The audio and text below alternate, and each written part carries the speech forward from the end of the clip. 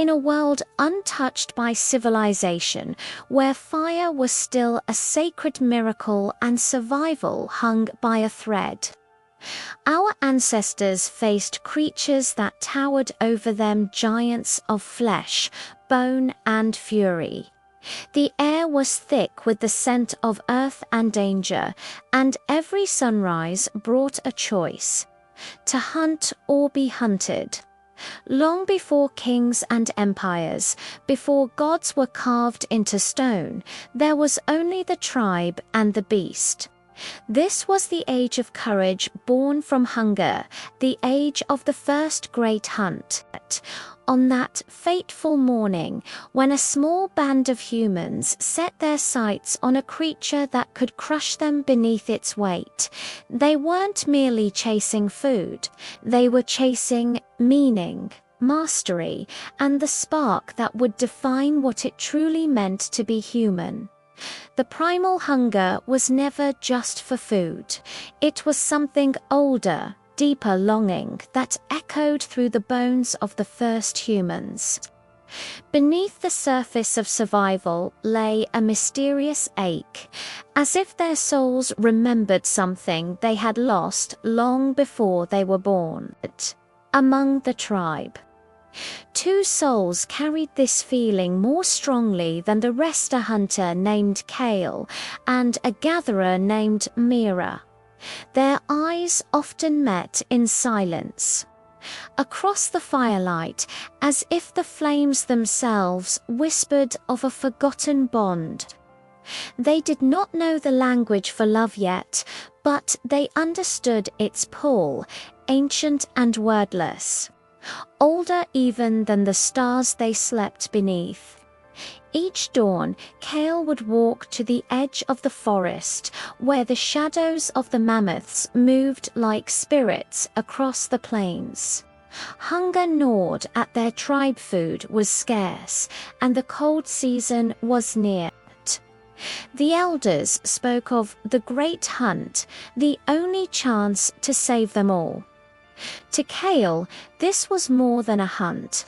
It was a calling, a force pulling him toward something he couldn't name. Myra sensed it too. As she wove nets of grass and bone, her fingers trembled not from fear, but from the knowing that Kale's fate was bound to something vast and unforgiving. That night, the tribe gathered around the sacred fire. Sparks rose into the darkness, carrying their prayers to unseen gods. The flames reflected in Kale's eyes as he watched Myra, her face calm, yet filled with unspoken sorrow. In that moment, time folded upon itself. Kale remembered her not as she was now, but as she had been before, in another life, in another world where they had once stood side by side. The memory flickered like a forgotten dream, two souls bound by love, separated by the wheel of rebirth, now meeting again on the edge of a new beginning. When dawn broke, Kale and the hunters set out. The air was sharp, and the earth trembled under the weight of the beast they pursued, a mammoth, colossal and sacred. As the chase began, Kale's heart pounded with something beyond fear. He was not merely fighting for meat or fire. He was fighting for the memory of connection, for the invisible thread that tied him to Mira, to his tribe, to life itself. Hours passed like centuries. The hunt reached its peak as Kale leaped toward the mammoth's heart, a storm of muscle and courage.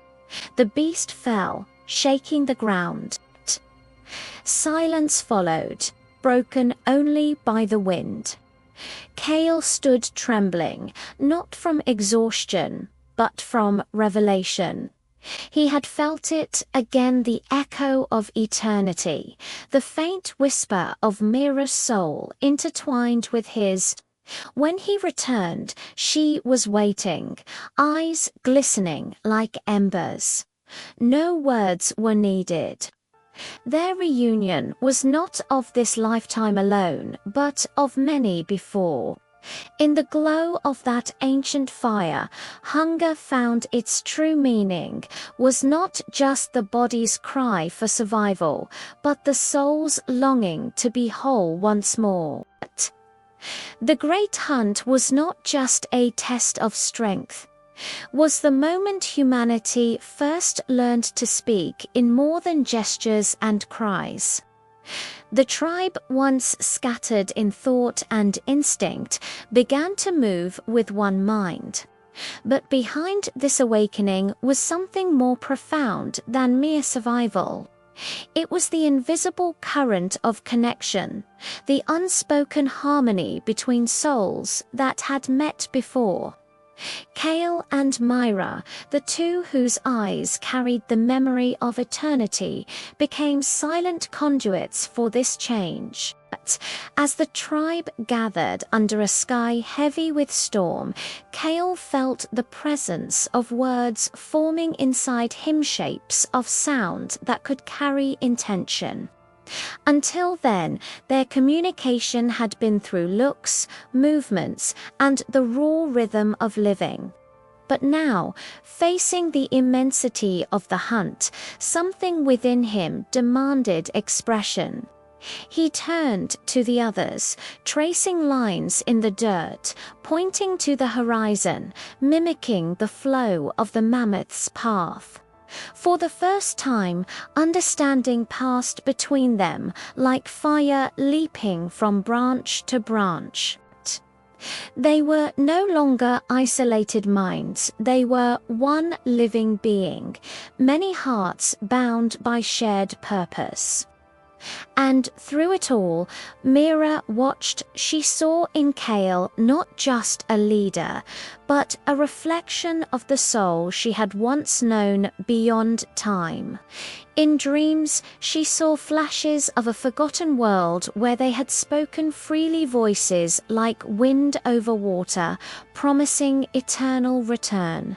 In this life, those memories lived in gestures, in glances, in the rhythm of breath. Yet, as the tribe's language began to form, she recognized it as something sacred, the slow remembering of an ancient truth, that every voice was part of a single great song. That night, as rain fell in silver threads, the tribe gathered around their fire. Myra began to hum a soft, trembling note that rose above the sound of the storm. It was instinctive, like an echo from before the beginning. The others joined, their tones uncertain at first, then growing stronger. It was the first music born not from instruments but from longing. Each sound was a bridge, binding them to one another and to something vast beyond their understanding. Kale felt it too, as he listened to Myra's voice. Something inside him broke open the realization that language was not merely to command or explain, but to remember, to awaken what had been lost. The firelight shimmered, and in that glow he saw her as she truly was, the soul he had sought across lifetimes, now standing beside him again in the fragile dawn of human expression. When the song ended, there was no need for speech. They looked at each other, and the silence that followed was deeper than any word. The tribe slept in unity that night, breathing as one being. Kale and Myra sat side by side, knowing that what had begun as the struggle to survive had become something divine. Through the hunt, through the fire, through the first flicker of language. Humanity had found its voice, and two ancient souls had found each other once more. The days that followed changed something within the tribe. Once they had lived as prey always, watching the horizon, always fearing the unknown. But after that first communion of sound, something ancient stirred in their blood. A new awareness began to bloom, like dawn breaking over a dark horizon. Humanity was beginning to remember its power. And at the center of this awakening were Kale and Maratha, two souls who carried the silent memory of all that had come before. The great hunt had not yet ended. The mammoth herd still roamed the plains, vast and unstoppable. But something in Kale had shifted. He no longer saw the beasts as invincible gods of the earth. He saw them as reflection symbols of his own fear. The trembling that once seized him before battle was gone. In its place burned a stillness, a knowing that came not from the mind but from the soul. He was no longer running from death. He was walking toward life with open eyes. Myra watched this transformation in awe. She remembered it. Somehow this moment, when the soul turns from fear to presence, when the hunted becomes the hunter, not through aggression, but through understanding. She knew Kale's courage was not born from the desire to kill, but from the deeper impulse to awaken. It was the same courage that had driven them in lives long past, to seek truth in other forms, to build temples, to sing to the stars, to remember who they were before time had names. When the tribe next gathered for the hunt, they no longer crept in shadows. They moved with rhythm and grace, each member guided by instinct and trust. Kale stood at the front, spear in hand, his heartbeat calm. As they approached the mammoth herd, the ground thundered beneath them. The beasts were colossal, but Kale did not see monsters. He saw guardians of an ancient gate, keepers of a sacred trial. The moment of confrontation came like lightning. The air cracked with sound, dust rose, and chaos reigned. Yet within that storm, Kale found stillness. Every motion of the mammoth seemed to move in slow time. He saw patterns, the dance of survival, the intelligence of nature itself. And in that clarity, he understood humanity's destiny was not to dominate life, but to participate in it consciously. As his spear struck true, the mammoth fell not as a victim, but as an offering. The ground shook, and for a heartbeat, everything was silent. In that silence, Mira felt it the shift in the world's fabric. The tribe had crossed a threshold. The fear that had haunted them since the dawn of consciousness had begun to dissolve. That night, under the vast sky, Kale and Mira met by the fire once more. They didn't speak. They didn't need to.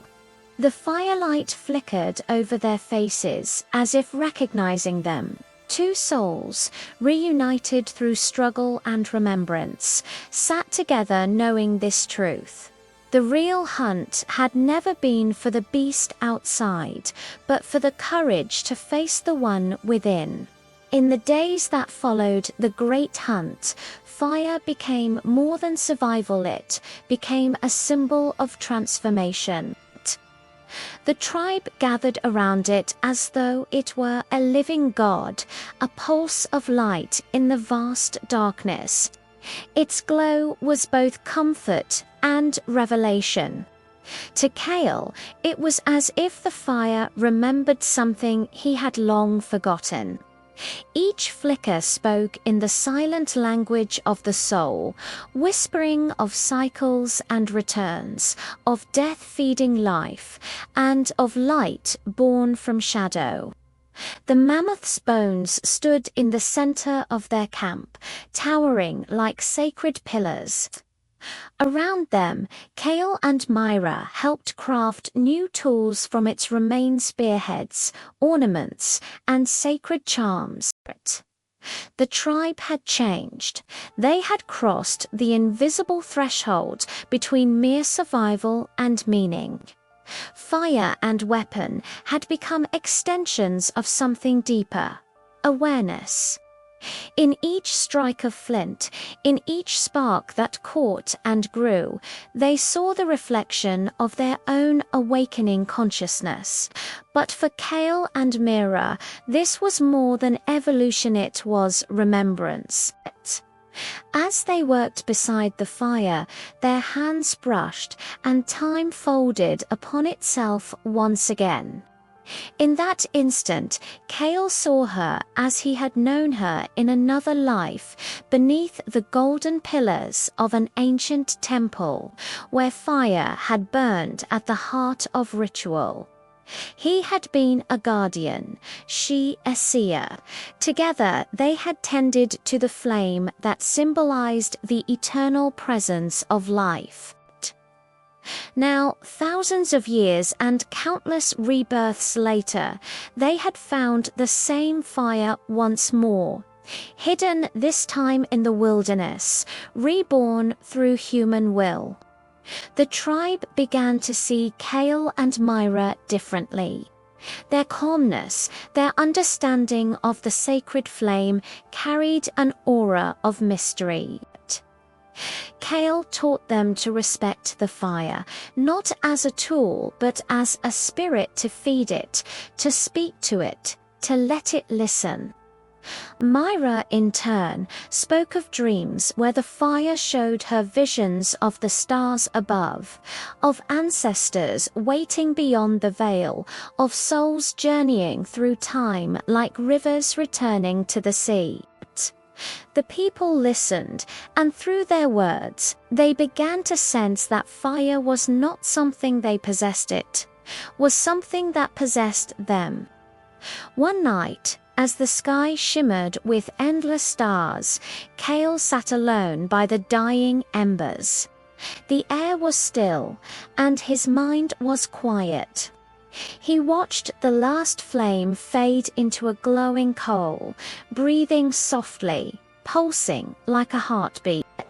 In that glow, he felt Myra's presence, not beside him, but within him. The fire spoke not in words, but in a knowing that reached beyond lifetimes. It told him that every spark, every act of creation was a continuation of love, of unity, of remembering. When morning came, the fire was rekindled. The tribe rose renewed, their spirits bound not by fear but by reverence. Kale looked at Mira, and in her eyes he saw the eternal flame reflected back, the same light they had carried across ages.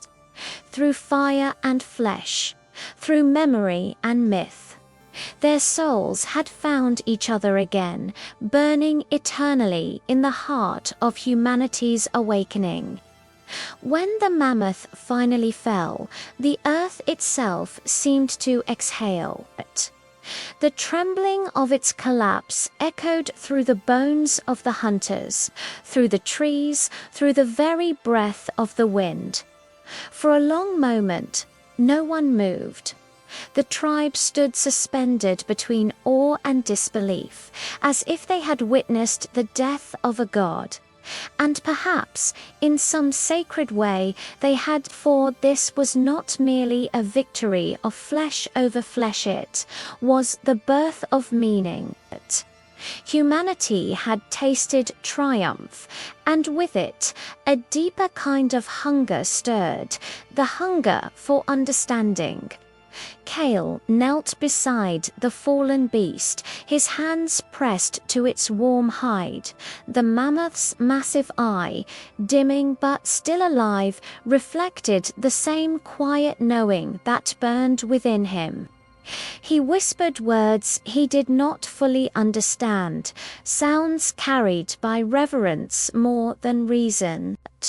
Around him, the tribe began to chant, their voices rising like wind through a canyon.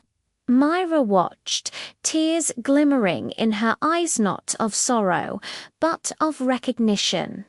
She felt the pulse of something ancient moving through them all, an invisible thread weaving the living and the dead into one tapestry. When they returned to the fire, the feast became ritual. Each piece of meat passed hand to hand was more than nourishment, it was communion. The tribe painted symbols on stones and skin, tracing the story of the hunt so it would live beyond them. Mira, guided by visions, drew spirals around the flames, the shape of time itself unfolding. She spoke softly, telling them that the spirit of the mammoth now lived within them, that every heartbeat carried the echo of what they had overcome. The people listened, wide-eyed, sensing that this moment was more than history, it was the first myth. Kale felt a strange stillness growing in him.